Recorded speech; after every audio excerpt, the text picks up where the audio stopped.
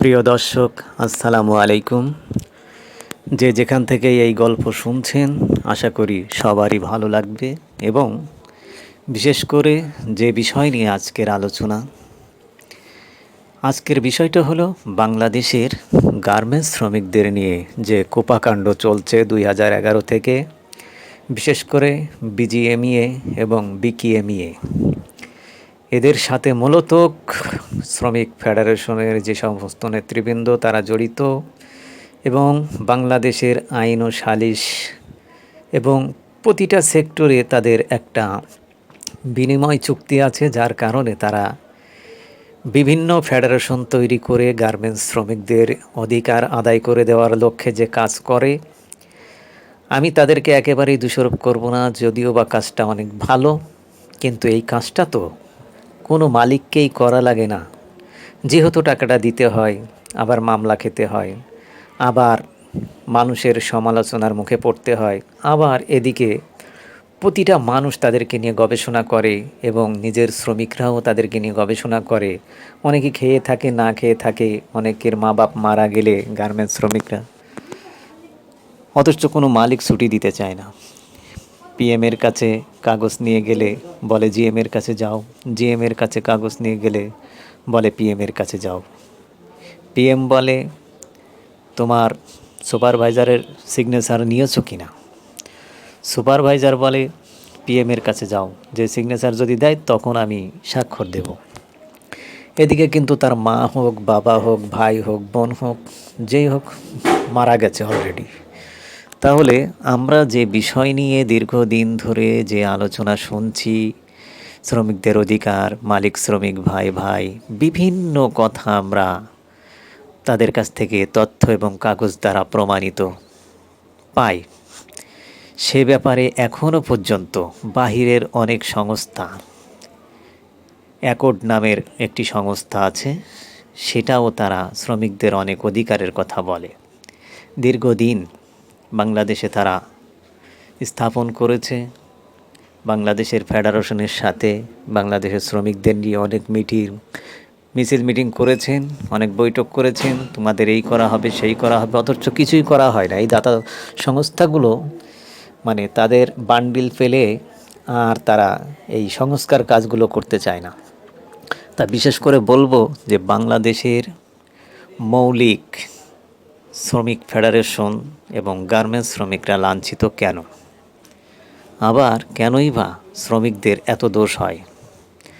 শ্রমিকরা যখন ডিউটি করতে যায় তখন শ্রমিকদের যে মূলত যে বেতন ভাতা নিয়ে যে বিষয়টা হয়ে দাঁড়ায়, কোনো সময় মালিক শ্রমিকের ঝগড়া বাদ বিদণ্ডায় জড়িয়ে যায়, সেইগুলো বিষয়ে মানে কোনো গুরুত্ব দিতে চায় না কেউ।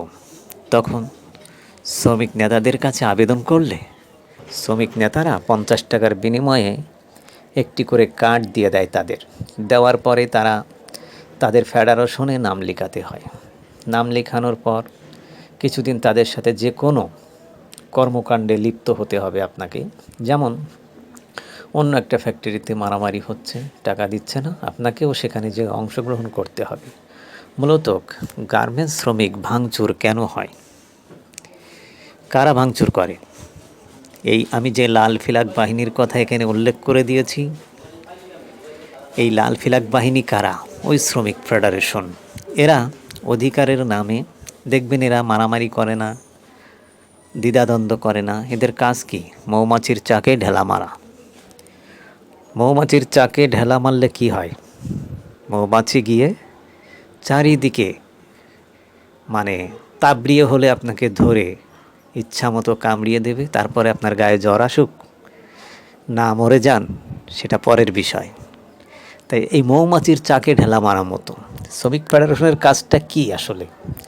শ্রমিক ফেডারেশনের কাজ হলো লাল ফিলাক নিয়ে আকাশের দিকে ঝাঁকাতে ঝাঁকাতে যাবে আর দুনিয়ার মজগুল এক হও বলে স্লোগান দিবে।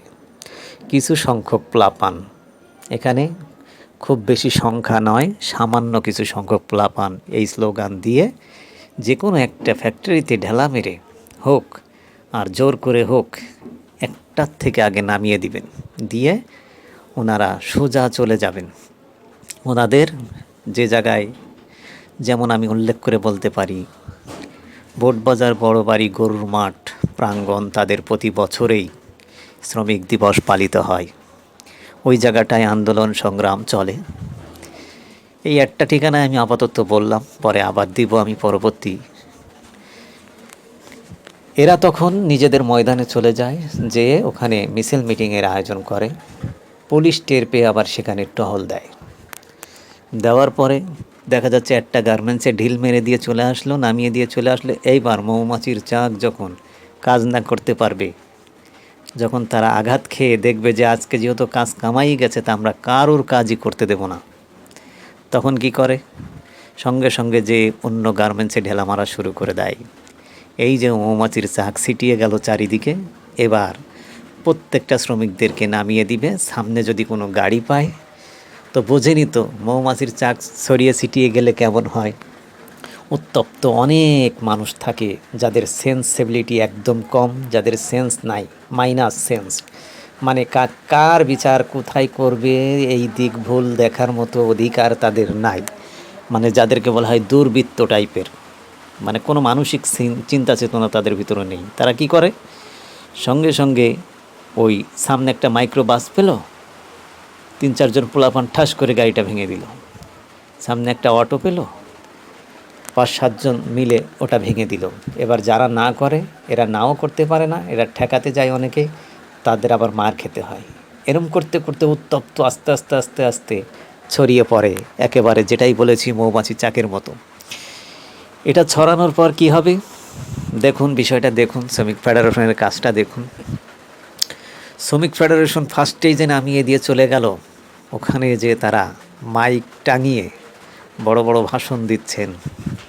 এবার আস্তে করে সকল গার্মেন্টসের শ্রমিকরা নেমে সকল গার্মেন্টসের শ্রমিকদের কাজ বন্ধ করে দিয়ে এবার যার যার মতো বাসায় চলে গেল। মালিক ছুটি ঘোষণা করলো, ম্যাক্সিমাম ছুটির ঘোষণার পর তারা বাড়িতে যখন চলে যায়, যাওয়ার পরে কিছু সংখ্যক লোক আবার সেই গরুর মাঠে এসে তাদের ভাষণে অংশগ্রহণ করেন। ভাষণের অংশগ্রহণে বলা হয়েছে যে আমাদের কোনো পোলাপান গার্মেন্টসে ঢেলা মারে না, গার্মেন্টসে ঢেলা মারে কিছু দুষ্কৃতী পোলাপান আছে গার্মেন্টসের নাশকতাকারী, এদেরকে শত্রুবাহিনী হিসাবে পরিচয় করতে হবে। তার কারণ এই নাশকতাকারীদের চাকরি দেয় যারা, আমরা গার্মেন্টস মালিকদেরকে বলেছি যে নাশকতা যারা করে, বিশেষ করে কিছু তরুণ যুবক, এদেরকে চাকরি না দিতে, দেখে শুনে চাকরি দিতে। আমাদের কোনো কথাই তারা শোনে না। এভাবে করে একের পর এক সিবিডি মাস্টার পলিসি ডায়লগ দিতে থাকে। যেহেতু বামপন্থা রাজনৈতিক দল, তারা একের পর এক এভাবেই ভাষণ দিতে থাকেন। পুলিশকে উদ্দেশ্য করে বলতে থাকে, আমরা আইন শৃঙ্খলা বাহিনীকে বলবো আপনারা সাবধানে থাকবেন, আমাদের ভিতরে নাক গলাতে আসবেন না, কারণ আপনাদের আমরা অনেক দেখেছি, আপনারা কোনো বিচার করেন না, কিছু না। কিন্তু এই দুষ্কৃতী পোলাপানের কারণে আজকে নাশকতা তৈরি হচ্ছে গার্মেন্টসে একের পর এক। আর মালিকদেরকে সতর্ক করে বলতে চাই, যারা রক্তের ঘাম জমিয়ে এই প্রতিটা ফ্যাক্টরিতে চাকরি করে, একটা ফ্যাক্টরিতেও অবকাঠামো নেই, কোনো বাস্তবায়ন প্রকল্প নেই, এখানে পানির ব্যবস্থা নাই, এখানে আগুন নিবানোর ব্যবস্থা নাই, ঠিকমতো শ্রমিকের অধিকার দেওয়া হয় না, ঠিকমতো একের পর এক শ্রমিকদেরকে নির্যাতন করা হয়। আমরা এই সমস্ত অনৈতিকতা সহ্য করব না বলে হুঁশিয়ারি করে। পুলিশ আবার দেখি মিসমিস করে হাসতে থাকে, বলে কি এসব। আসলে বাস্তবতা বলতে গেলে ওনারা যেটা বলে সেটাও সত্য, শ্রমিকরা যেটা বলে সেটাও সত্য, মালিকরা যেটা বলে সেটাও সত্য। মালিকের কথা, তোমরা আমাদের কাছে আবেদন করো, আমরা 2-4 আনা যাই বাড়াই তোমাদেরকে জানিয়ে দেব, কিন্তু সেটা করতে কেউ রাজি নন। ঘটনাটা হলো যে বিশেষ করে এই রাজি সাপেক্ষটা কেউ হতে চায় না। প্রত্যেকটা শ্রমিক তার অধিকার আদায় করতে চায়। তার কারণ মা বাবা ভাই বোন দেশে ফেলে থুয়ে এই চাকরি করে। অনেক বোনেরা অনেক স্বামী ছেড়ে দিয়ে এসে অনেক কলঙ্কর মুখোমুখি হয়ে এখানে চাকরি করে। তাই তাদেরকে ঠকানো মানেই মানুষের অধিকার ঠকানো। আমি সুস্পষ্ট করে দিলাম বিষয়টা কাদের দ্বারাই কি হয়। এভাবেই তারা নিজেদের মতো করে সাজিয়ে গুছিয়ে চলছে। বাম ফেডারেশনগুলো তো শ্রমিকদের টাকাই চলে, আবার ওদিক থেকে মালিক পক্ষ থেকে টাকা খায়, দেখা যাচ্ছে অর্ধেক অর্ধেক পেল, তাতে করে তাদের সংসার চলে গেল। অনেকে উকিলের পেশা নিয়ে এই শ্রমিকদের নিয়ন্ত্রণ করছে, শ্রমিকদের ব্যাপারে সব কিছু তারা মাথা গলাচ্ছে, বিভিন্ন সিচুয়েশনের মুখোমুখি হচ্ছে। এভাবেই তাদের জীবন পরিচালনার ক্ষেত্রটা শ্রমিক ফেডারেশনের তৈরি হয়েছে। বিশেষ করে বলবো, আজ তাহলে দর্শক এই পর্যন্তই, আর কথা বাড়ালাম না। হয়তো ঘটনাটা বুঝতে পেরেছেন। আমি পরিষ্কার করে দিলাম আমার পূর্বের অভিজ্ঞতা থেকে, এবং যদি বলেন যে কাগজ কলমে প্রমাণ চাই, আমি তাও দিতে বাধ্য হব। আমার কাছে মালিক শ্রমিক ফেডারেশনের কার্ড আছে এবং সব কিছু আছে, আমি ফুল তথ্য দিতে পারবো আপনাদেরকে।